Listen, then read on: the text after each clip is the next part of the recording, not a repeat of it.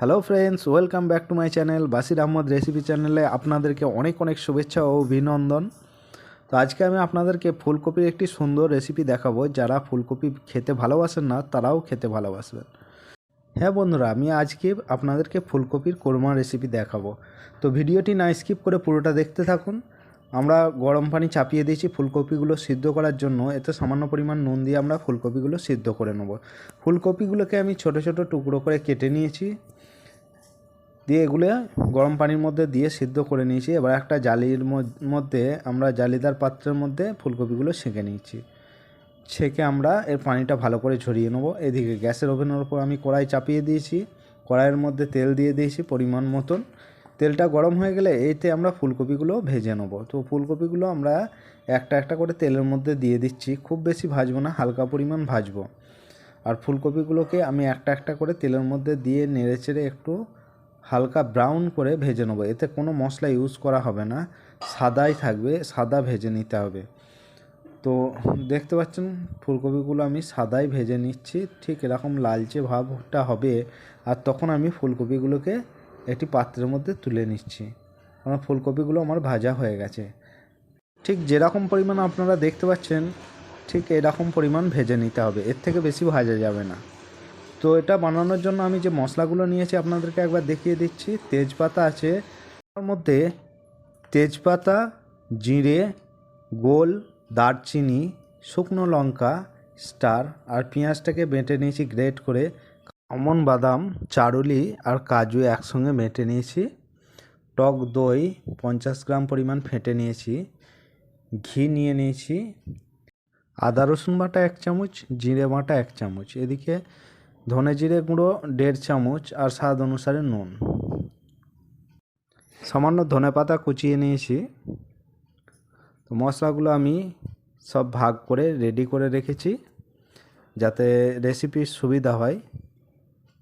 দেখতে পাচ্ছেন সমস্ত মশলাগুলো আমি ভাগ করে একত্রিত করে রেখে দিয়েছি। তো চলুন এবার রেসিপিটি শুরু করা যাক। গ্যাসের ওভেনের ওপর কড়াই চাপিয়ে দিয়েছি। তেল তো অলরেডি দেওয়াই ছিল, তো সামান্য পরিমাণ আর একটু তেল দিয়ে আমি প্রথমে পেঁয়াজটাকে ভেজে নিচ্ছি। এই পেঁয়াজটা কোরমার ওপরে ছড়ানোর জন্য আমি একে একটু লাল লাল করে ভেজে নিয়ে এর উপর চিনি ছড়িয়ে দেবো যাতে পেঁয়াজটা একটু শক্ত থাকে।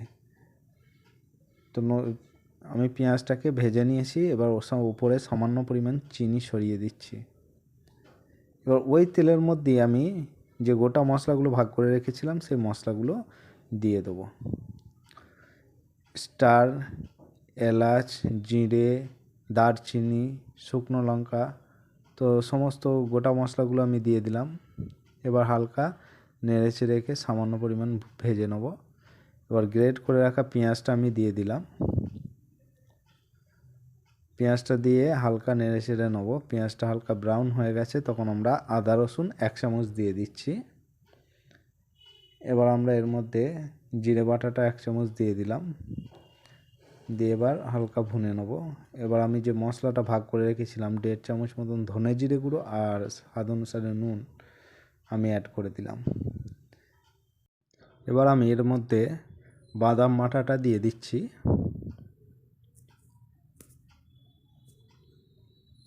সামান্য একটু পানি দিয়ে এটাকে ভালো করে আমি ফেটে নিয়েছিলাম, এটা দিয়ে দিলাম। বন্ধুরা, ফুলকপির এই ধরনের রেসিপি আপনারা অবশ্যই একবার ট্রাই করবেন। খুব মজাদার এবং খুব টেস্টিফুল হয় খেতে, আর খুব হেলদিও। তো আপনারা অবশ্যই একবার ট্রাই করে দেখবেন। আর আমাদের এই ভিডিওটি যদি আপনাদেরকে ভালো লেগে থাকে অবশ্যই লাইক, কমেন্ট এবং শেয়ার করবেন। আর সাবস্ক্রাইব করে বেল আইকনটি দাবাতে ভুলবেন না। বেল আইকনটি অবশ্যই দাবাবেন। তো আমার সব মশলাগুলো ভুনার পর আমি দইটা দিয়ে দিলাম।